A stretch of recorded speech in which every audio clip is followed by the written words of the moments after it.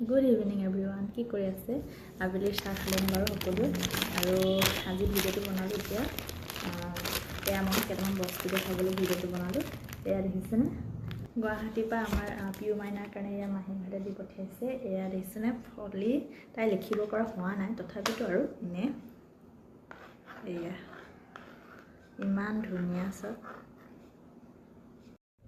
আৰু দি পঠিয়াইছে এয়া যিহেতু গৰম দিন গৰমত পিন্ধিবৰ কাৰণে কেইটামান এয়া কাপোৰ দি পঠিয়াইছে চাওক কিমান কিউট কিউট ইমান ধুনীয়া ধুনীয়া এইখন এখন আৰু এইখন এখন